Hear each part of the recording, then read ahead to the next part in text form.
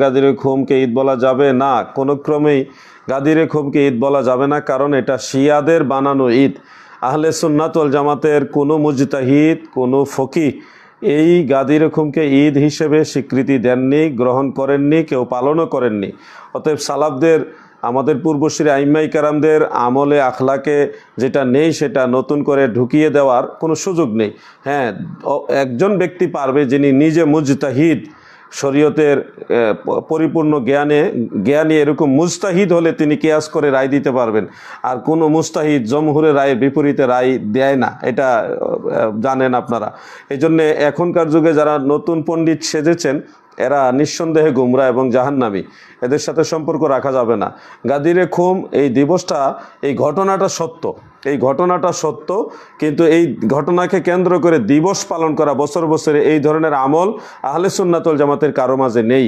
অতএব এটা কখনোই কোনো ক্রমে এই দিনকে ঈদ হিসেবে গ্রহণ করা যাবে না। যারা গ্রহণ করবে এরা আহলে সুন্নাত ওয়াল জামাত নয়, এটা আহলে তাশঈ অর্থাৎ শিয়া, এগুলি রাফিজি এবং জাহান্নামী, এদের থেকে সাবধান থাকবেন। আমাদের তরিকতের ইমাম, 1000 বছরের মুজাদ্দিদ হজরতে শায়েখ আহমদ সেরহিন্দি মুজাদ্দিদ আল ফিসানি আল ফারুকি রাদিয়াল্লাহু আনহু ওয়া নাওয়ারাল্লাহু মারকাদা, তিনি এই ব্যাপারে একটা কিতাব লিখেছেন, শিয়াদের রদ করে একটা কিতাব লিখেছেন, সেটা আমার কাছে আছে এবং বাংলা অনুবাদও হয়েছে, তোমরা চাইলে আমি দিব।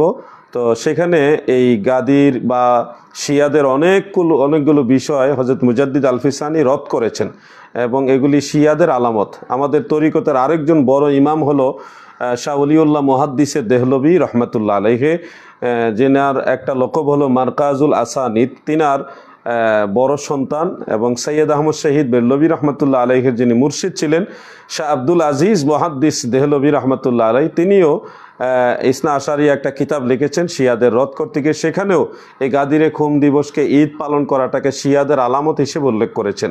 অতএব আমরা যারা নকশবন্দিয়া মুজাদ্দিদিয়া তরিকার অনুসারী, আমাদের আকাবির যারা, আমাদের ইমাম যারা, মুজাদ্দিদ সাহেব শাহ ওলিউল্লাহ মুহাদ্দিস দেহলভী, শাহ আব্দুল আজিজ মুহাদ্দিস দেহলভী, আমাদের সিলসিলার আকাবির যারা, ইমাম যারা, তিনাদের আলোকে আমরা এটা স্পষ্ট সিদ্ধান্ত নিতে পারি যে গাদিরে খুম এটা আমাদের না, এটা শিয়াদের। গাদিরে খুম নকশবন্দি যারা তাদের না, গাদিরে খুম দিবসকে ঈদ বানানো এটা মুজাদ্দিদি যারা তাদের না, এটা শিয়াদের, রাফিজিদের। হ্যাঁ, আমার কথাগুলি যদি হঠাৎ করে আপনার কাছে বা আপনাদের কাছে একটু নেগেটিভ মনে হয়, আমার অনুরোধ রইল আপনারা আরেকটু স্টাডি করুন, আমি সহযোগিতা করি, আপনারা একটু দেখুন, দেখলে বুঝতে পারবেন। আমরা নিজেরা হঠাৎ করে ইসলাম বানাইতে পারবো না। ইসলাম 1450 বছর যাবত আল্লাহর আউলিয়ারা যেভাবে মেনে আসছে, মুহাদ্দিসিন, মুফাসসিরিন, ফুকাহায়ে কারাম, আইম্মাই কারাম, আউলিয়াই কারাম যেভাবে মেনে আসছে, আমাদেরকে ওইভাবেই চলতে হবে। নতুন করে একটা মতবাদ আসলে সেটা আমরা নিব না। নতুন আসা মানেই হলো এটা পুরাতন ইসলামের সাথে মিল নেই। অতএব গাদিরে খুমের যে ঘটনা, এটা অবশ্যই সত্য ঘটনা এবং এটা সম্মানের সাথে নিতে হবে। মাওলা আলী রাদিয়াল্লাহু আনহুকে রাসূল করিম সাল্লাল্লাহু আলাইহি ওয়াসাল্লাম বলেছেন, মান কুনতু মাওলাহু ফা আলিয়ুন মাওলা, আমি যার মাওলা আলীও তার মাওলা। এই ঘটনা 100% সত্য, সঠিক এবং অসংখ্য হাদিস দ্বারা প্রমাণিত। কিন্তু এই দিবসটাকে ঈদ বানায় দেওয়া, বছরে বছরে পালন করা, এগুলি হলো শিয়াদের খাসলত, শিয়াদের আলামত। অতএব আমার অত্যন্ত মহব্বতের, স্নেহের ইকবাল হোসেন আল মুজাদ্দিদি সহ যারা এই বিষয়টা অনেকে প্রশ্ন করেছেন, আপনাদেরকে অনুরোধ করে বলছি, নতুন কোনো জিনিসের দিকে যাবেন না। আপনি দেখেন না আমাদের আকাবির যারা, শেরে বাংলা আল্লামা আজিজুল হক সাহেব রহমতুল্লাহ আলাই, তিনার দিকে তাকান। শামসুল উলামা আল্লামা ফুলতলি সাহেব কেবলা রহমতুল্লাহ আলাইহের দিকে তাকান। সারসিনার আলা হজরত যারা ছিলেন তিনাদের দিকে তাকান। ফুরফুরা শরীফের আকাবিরদের দিকে তাকান এবং আলা হজরত আহমদ রেজা খান ফাজিল বেরলভী রাহিমাহুল্লাহর দিকে তাকান এবং আল্লামা প্রিন্সিপাল এম.এ. জলিল সাহেব হুজুর রহমতুল্লাহ আলাইহের দিকে তাকান। গাজী আকবর আলী রেজভী সাহেব রহমতুল্লাহ আলাইহে, তিনাদের দিকে তাকান। দেখবেন আমাদের আকাবিরদের মধ্যে কেহই, আল্লামা মুফতি মুস্তফা হামিদি সাহেব রহমতুল্লাহ আলাই, আমাদের আকাবিরদের কারো আমলের মধ্যে কিন্তু এই গাদির দিবসকে ঈদ বানানো এটা ছিল না।